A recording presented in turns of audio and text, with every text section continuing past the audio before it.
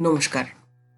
আজ আপনাদের জন্য গল্প আহুতি, রচনায় শ্রী প্রদীপ্ত ভট্টাচার্য। না, আজ বরং আমি না, লেখকের পরিচয়টা আজ আপনি লেখকের নিজের মুখেই শুনে নিন। নমস্কার, আমার নাম প্রদীপ্ত ভট্টাচার্য। আমি পেশায় একজন শিক্ষক। লেখালেখি করা আমার শখ। কোনোদিনও ভাবিনি যে লেখক হব, কোনো আশাও ছিল না। মনের ভাব প্রকাশ করতে প্রথম প্রথম খুব অসুবিধে হতো। অসংযত শব্দের ব্যবহার, খাপছাড়া লেখার কারণে বহুবার সমালোচনার মুখে পড়েছি। লেখা বন্ধ করেও দিয়েছিলাম 1 বছর।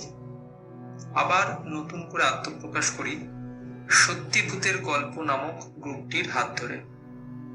ধীরে ধীরে বিভিন্ন গ্রুপের সঙ্গে যুক্ত হই এবং শুরু হয় আমার লেখার এই যাত্রা। এখনো লিখে চলেছি, তবে আমার লেখা এখনো পর্যন্ত ছাপার অক্ষরে প্রকাশ পায়নি। তবে ভবিষ্যতে ইচ্ছা আছে বই প্রকাশ করার।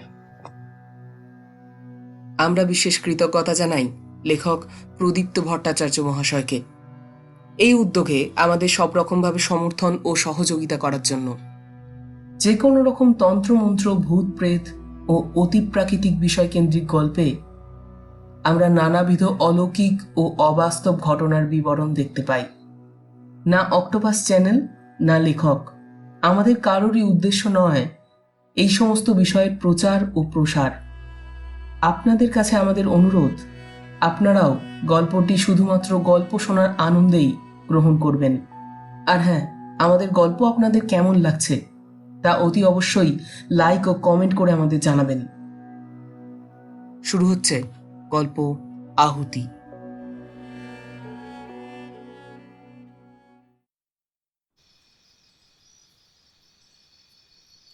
শ্মশানের পাশের রাস্তাটি সকালবেলাতেও যে এতটা নির্জন থাকে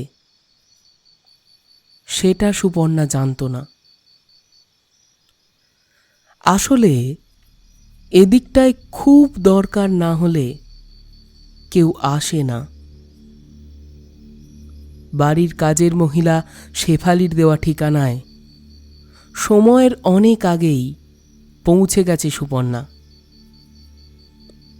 গঙ্গার ধারের রাস্তাটি খুব নির্জন এবং গা ছমছমে। মাঝে মধ্যে 2-1 লোকের যাতায়াত, আর কিছু রাস্তার কুকুর ছাড়া আর কারুর উপস্থিতি নেই। বাতাসের ঠেলায় গাছের পাতা নড়ার শব্দ একটা অতিপ্রাকৃতিক পরিস্থিতির সৃষ্টি করেছে। সুপর্ণার হাত ঘড়িতে সময় এখন দেখাচ্ছে ঠিক দুপুর 12টা। দিদি, তুমি কখন এসছো? এই রকম নির্জন জায়গায় হঠাৎ একটা অপ্রত্যাশিত মনুষ্য কণ্ঠস্বর আঁতকে ওঠে সুপর্ণা। কে? হে কি, শেফালি? তুমি? না, ভাবলাম তুমি যদি চিনতে না পারো তাই এলাম। একটা আলগা হাসি হেসে ওঠে শেফালি। দিদি, চলো যাই। ওরা দুজন রাস্তা ধরে এগিয়ে চলে আরও কয়েক পা। একটা টিনের চালের ঘর, চারপাশটা বড় বড় গাছের বেড়া দেওয়া। ঘরটির উঠোনে একজন রক্তিম বসন পরিহিত লোক হাতে একটা নরকঙ্কালের মস্তক তুলে নিয়ে বিড়বিড় করে মন্ত্রোচ্চারণ করছেন। লোকটির চেহারার বর্ণনা চিন্তা করলেই গাটা কাঁটা দিয়ে ওঠে। মাথায় একটা বিশাল জট, মুখের ওপর ভর্তি কাটা দাগ, রক্তবর্ণ চোখ দুটো যেন একটা হাড় হিম করা দৃষ্টি দিচ্ছে। বাড়ির বাইরে থেকে শেফালি বলল, বাবা, আসবো? কন? ঘুরে তাকালো লোকটি। একটা মিষ্টি হাসি দেয় শেফালি। आजा बेटी, इधर आ। जय तारा, जय जय तारा।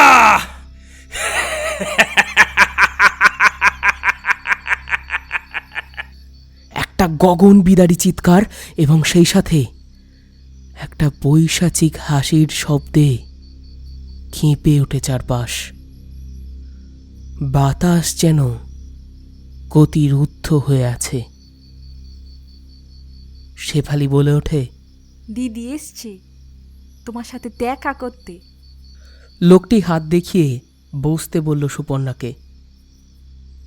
চারপাশের একটা গুমট ভাব, জনমানবহীন নির্জনতার পরশে এই দিনের বেলাতেও একটা আতঙ্কের ছাপ ফেলেছে সুপর্ণার মনে।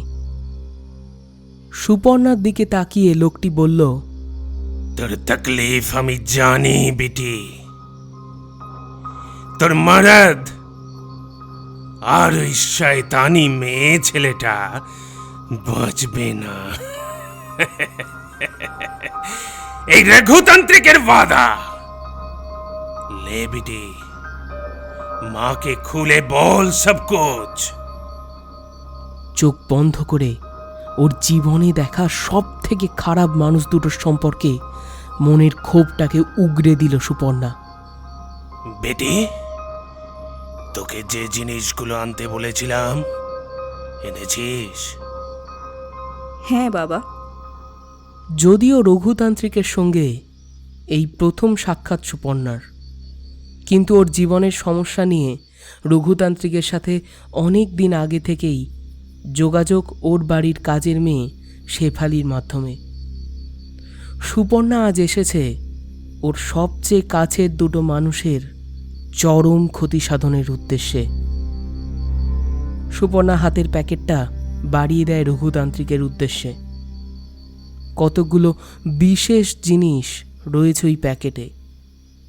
কিছু মাথার চুল, একটা মৃত টিকটিকি, সিঁদুর ও হলুদ মাখানো একটা ধারালো সূচ, একটা শাড়ির আঁচলের অংশ আর দুটো ফটোগ্রাফ। জিনিসগুলোতে একবার দৃষ্টিপাত করা মাত্র সেই নির্মম হাসিটা আবার হাসলেন রঘুতান্ত্রিক।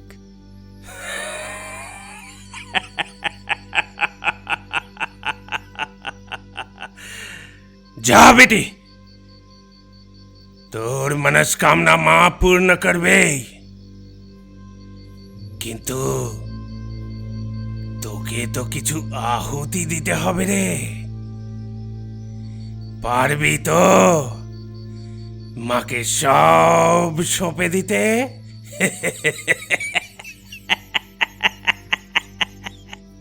হ্যাঁ, আপনি শুধু আমার কাজটা করে দিন, আপনি যা চান পাবেন।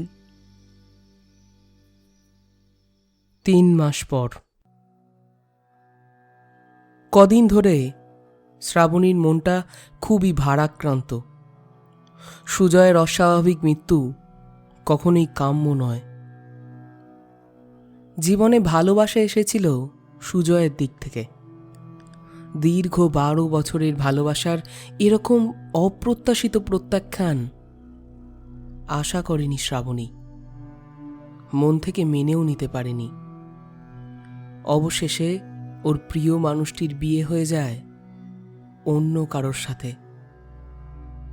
খুব কষ্ট পেয়েছিল শ্রাবণী, কিন্তু সোচ্চার হয়নি কখনো।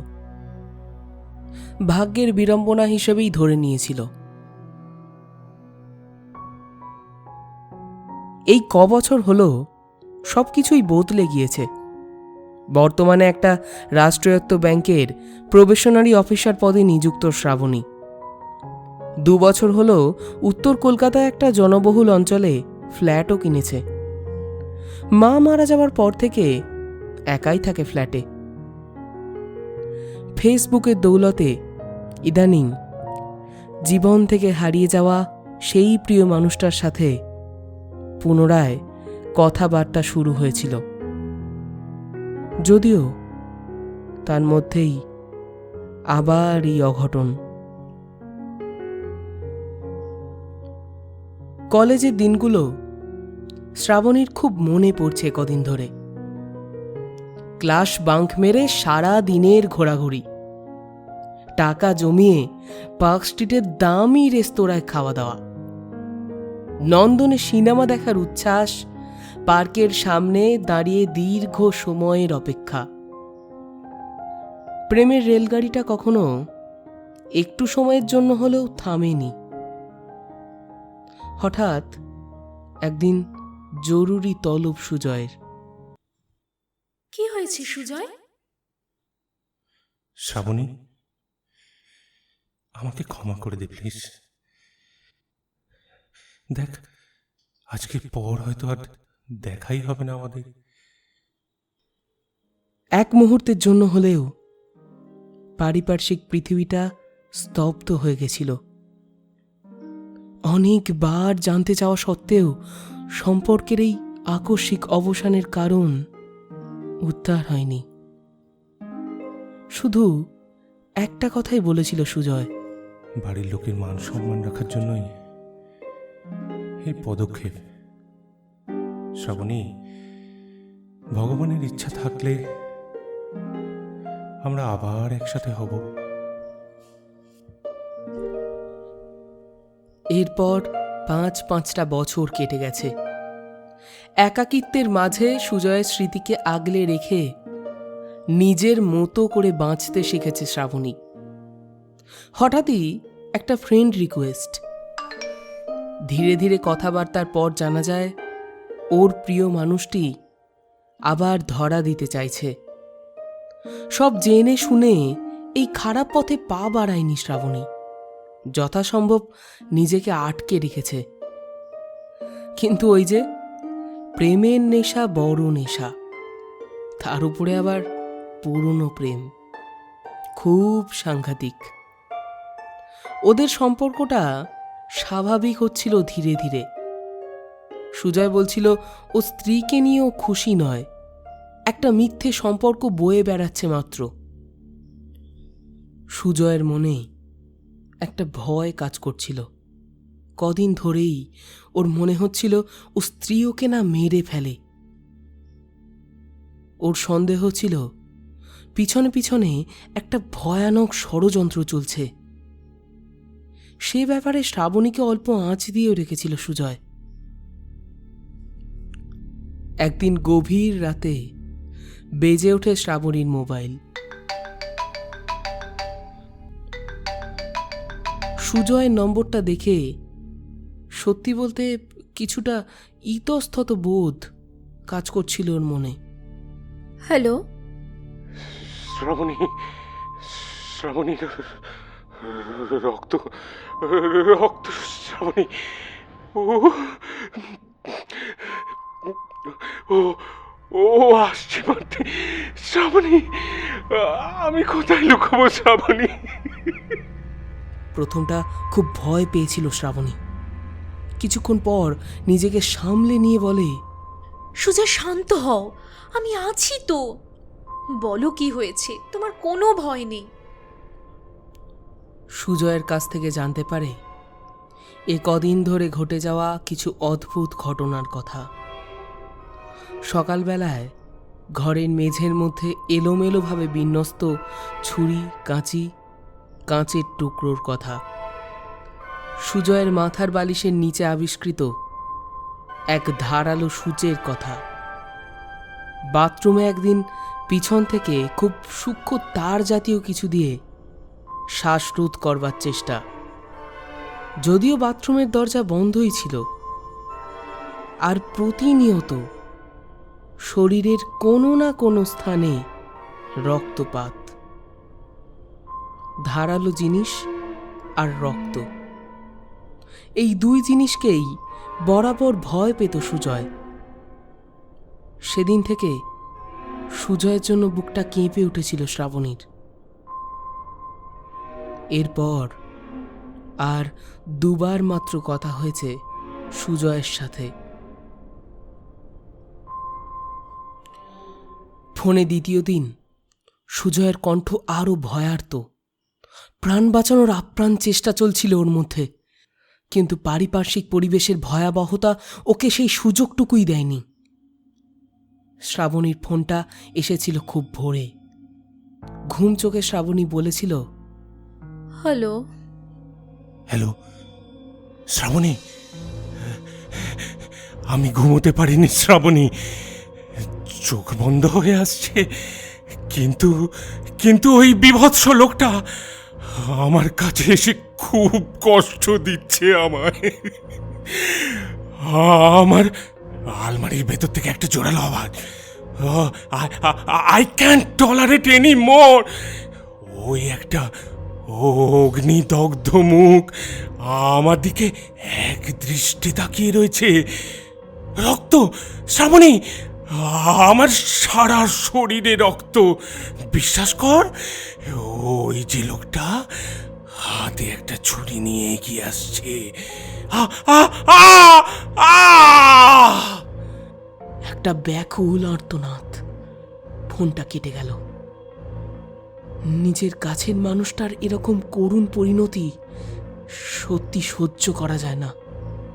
শ্রাবণীর দু চোখ ভিজে যায় জলে।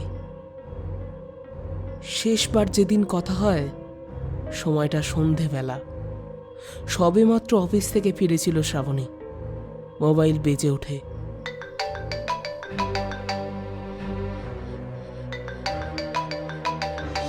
হ্যালো।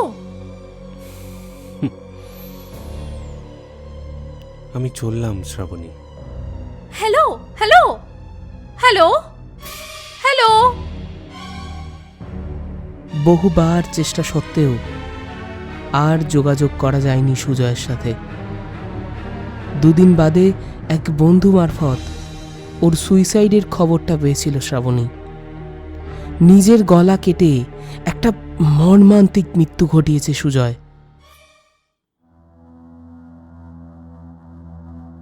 মনটা কদিন ধরে নিজের নিয়ন্ত্রণ সীমার বাইরে বিচরণ করছে। অফিস থেকে খুব কষ্ট করে 7 দিনের ছুটি পাওয়া। এই 7টা দিন শুধু নিজের মনের কথাই শুনতে চায় শ্রাবণী। রাতের বেলায় খাওয়া দাওয়া সেরে বারান্দায় বসে আগের কিছু হারিয়ে যাওয়া স্মৃতি পুনরায় আহরণের চেষ্টায় ব্যস্ত। হঠাৎই কোনো কিছু মাটিতে পড়ার শব্দ সজাগ করে দেয় শ্রাবণীকে। প্রথমটা অতটা পাত্তা না দিলেও শেষমেশ উঠতেই হয়। কিচেন, বেডরুম, বাথরুম, না, অস্বাভাবিক কিছুই তো পরিলক্ষিত হলো না শ্রাবণীর চোখে। আবার এসে বসল সোফায়।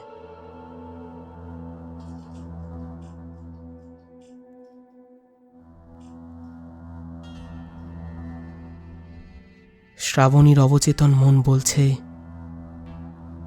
কেউ যেন ওর উপরে আড়াল থেকে নজরদারি চালিয়ে যাচ্ছে। দু একবার নিজের অজান্তেই চেঁচিয়ে উঠেছে, কে কে ওখানে? কিন্তু সাড়া পাওয়া যায়নি কারোর। আচমকা শরীর ঠান্ডা করা সেই টিক টিক শব্দ। লাফ দিয়ে উঠল শ্রাবণী। ছোট্টবেলা থেকেই ওই শব্দটাকে জমের মতন ভয় পায়ও। নিশ্চয়ই এই ঘরটার মধ্যে কোথাও আছে।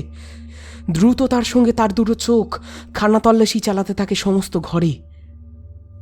তার দৃষ্টিটা আটকে যায় দরজার ঠিক কোণায়। একটা ভয়ানক কালো বড় টিকটিকি এক দৃষ্টে তাকিয়ে রয়েছে। হাত পা কাঁপতে থাকে ভয়ে। গলার আওয়াজ বেরোচ্ছে না, ক্রমশ শুকিয়ে আসছে গলা। অন্ধকারে নেমে আসছে তার দুটো চোখ।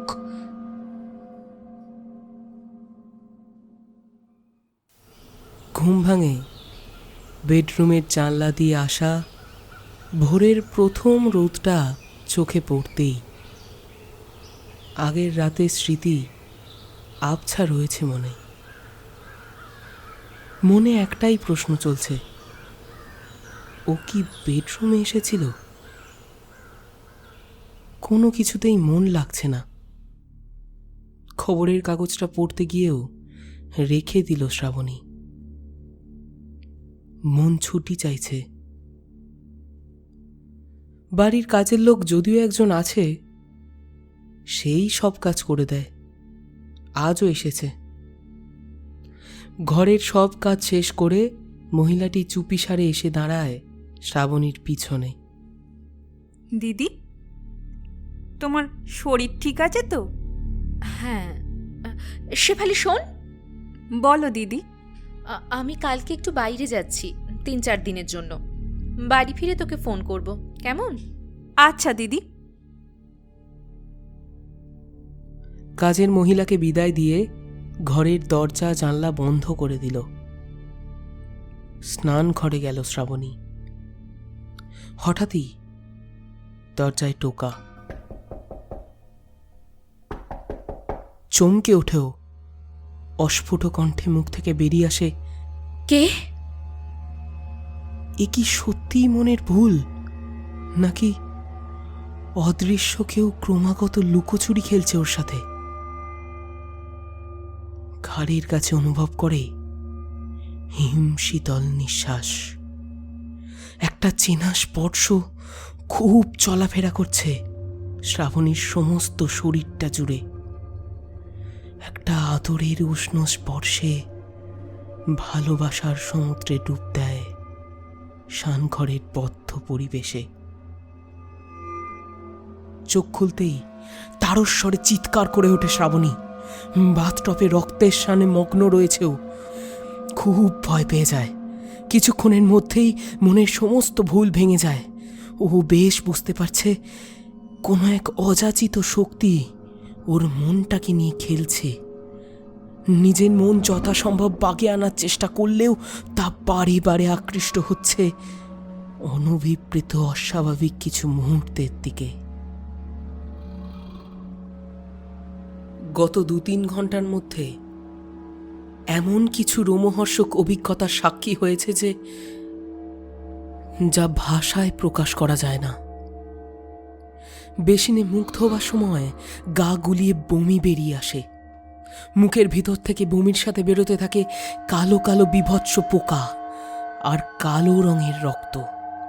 সাথে সাথে সামনের আয়নায় ফুটে ওঠে সেই বিভৎস প্রতিকৃতি। কিছুতেই ভুলতে পারছে না শ্রাবণী। একটা অগ্নিদগ্ধ বিশ্রী মুখ আয়নার ভিতর থেকে অঙ্গুলি নির্দেশ করে আহ্বান করছে ওকে। কতটা ভয়াল পৈশাচিক সেই দৃষ্টি না দেখলে বিশ্বাসই হয় না। দৃশ্যটির ভয়াবহতা সহ্য করতে না পেরে ছিটকে মাটিতে পড়ে যায় শ্রাবণী। মাটিতে ঘষ্টে ঘষ্টে পিছোতে থাকে। দৌড়তে দৌড়তে পৌঁছায় বেডরুমে। দরজাটা সশব্দে বন্ধ করে দেয়। তারপর হাঁপাতে থাকে। না, এখানেই শেষ নয়। বিছানায় ইতিমধ্যেই উপস্থিত 7-8টা বড় বড় টিকটিকি, যেন ওরই অপেক্ষায়। হৃৎস্পন্দন ছুটছে দ্রুত গতিতে। গা গুলিয়ে আসছে ক্রমশ। অন্তরাত্মা চিৎকার করে ডাকতে চাইছে, হেল্প মি, হেল্প মি। কিন্তু কেউ কোথাও নেই। অসহায় শ্রাবণীর কান্না শোনার মতো কোনো লোকই নেই পৃথিবীতে। চোখ খুলে নিজেকে দড়ি দিয়ে একটা চেয়ারের সাথে বাঁধা অবস্থায় দেখতে পায় শ্রাবণী। মুখটাও বাঁধা রয়েছে শক্ত বাঁধনে। চারপাশের পরিবেশ সম্পূর্ণ পরিবর্তিত। অন্ধকার দমবন্ধকর একটি ঘরে ঘন ঘন ওই ভয়ানক সরীসৃপটার টিক টিক শব্দ। শত চেষ্টা করেও ওই বাঁধন থেকে মুক্তি পাওয়া যাচ্ছে না। অন্ধকারে কিছু একটা যেন এগিয়ে আসছে তার দিকে, খুব ধীর গতিতে। মুখের কাছে আসা মাত্রই দৃষ্ট হয় সেই বিভৎস হাঁ করা মুখ। লোলুপ দৃষ্টিতে যেন ওর দিকেই তাকিয়ে আছে। খুব জোরে চিৎকার করে ওঠে শ্রাবণী। তখন সূর্যের আলো সবেমাত্র ফুটেছে আকাশে। স্বপ্নের ঘোর কাটিয়ে বাস্তবে শ্রাবণী। কিভাবে বাইরের জগৎটা চলছে তার কোনো ধারণাই নেই। খুঁজতে খুঁজতে ফোনটা পাওয়া গেল সোফার ওপর, তবে চার্জ শেষ হওয়া অবস্থায়, সেটাও পুরোপুরি বন্ধ। কাঁপা কাঁপা পদক্ষেপে বারান্দার দিকে এগোতে থাকে এলোকেশী শ্রাবণী। এই কয়েক ঘন্টায় জীবনটা যেন একেবারে পাল্টে গেছে। জীবনী শক্তি প্রায় শেষের পথে। কিছুটা গিয়েই মাথা ঘুরে পড়ে যায় শ্রাবণী। এক ফোঁটা জলের জন্য খাবি খেতে থাকে। গলা শুকিয়ে কাঠ, নিঃশ্বাস প্রায় বন্ধ হয়ে আসছে। মুখের ওপর পড়ে জলের ছিটে।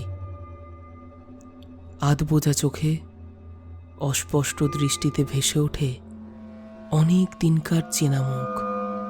ওকে হাতছানি দিয়ে ডাকছে আর বলছে, এসো শ্রাবণী, আমার সাথে এসো। চলো। নিজের অজান্তেই কোনো এক শক্তির বশবর্তী হয়ে নিজের শরীরের ওপর বারংবার ছুরি চালিয়ে গেছে মেয়েটা। 7 দিন পর ফ্ল্যাটের অন্যান্য বাসিন্দা আর পুলিশের সহযোগিতায় উদ্ধার হয় শ্রাবণীর ক্ষতবিক্ষত দেহ। মৃত্যুর কারণ এখনো পর্যন্ত স্পষ্ট নয়। পুলিশি তদন্ত চলছে।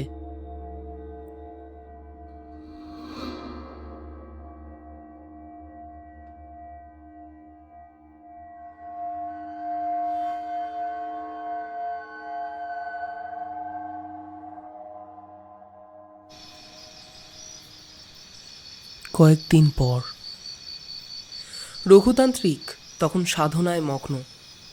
এক নারীর কণ্ঠস্বর ভেসে আসে, বাবা, আসবো? চোখ মেলে তাকাতেই সামনে দেখতে পায় সাদা কাপড় পরা সদ্য বিধবা সুপর্ণা। আরে বেটি, এসেছিস তুই? আয় আয়, আমার কাছে আয়। ব্যাগ থেকে দুটো 2000 টাকার বান্ডিল বের করে রঘুতান্ত্রিকের সামনে ধরে সুপর্ণা। টাকাটা দেখে অট্টহাস্য করে ওঠে রঘুতান্ত্রিক। আরে পাগলি মাকে তুই টাকা দেখাচ্ছিস? আর কি নেবেন বলুন, আমি প্রস্তুত। নিজেকে দিয়ে দে মায়ের চরণে, মায়ের সেবা কর। মা তো তাতেই খুশি রে। এখানে থাকবি আমার সাথে, মাকে ডাকবি, দেখবি মন বিলকুল শান্ত হয়ে যাবে। ভয়ে আঁতকে ওঠে সুপর্ণা। এ কি বলছে তান্ত্রিক? না না না, আমি পারবো না বলে এক দৌড়ে বেরিয়ে যায় তান্ত্রিকের ঘর থেকে সুপর্ণা। রঘুতান্ত্রিক হাসতে হাসতে বলে, মায়ের কাছে নিজেকে আহুতি না দিয়ে কি পালানো যায় রে পাগলি? ভাগ ভাগ বিটিয়া, ভাগ, যত খুশি ভাগ। এখানে তোকে আসতেই হবে। জয় তারা, জয় জয় তারা। বাড়ির দরজার সামনে এসে জোরে জোরে হাঁপাতে থাকে সুপর্ণা। মনে মনে ভাবে, খুব জোর বেঁচে গেছি ওই লম্পট তান্ত্রিকের হাত থেকে। তালাবন্ধ ঘরের দরজাটা আপনা হতেই খুলে যায় সুপর্ণার চোখের সামনে। বড় বড় চোখে ঘরের ভিতর তাকাতেই শ্রাবণী আর সুজয়ের ক্ষতবিক্ষত মুখ দুটো ভেসে ওঠে। সুজয় হাসি দিয়ে বলে, এসো সুপর্ণা, এসো। আমরা তো তোমার অপেক্ষাতেই বসে আছি সেই কখন থেকে।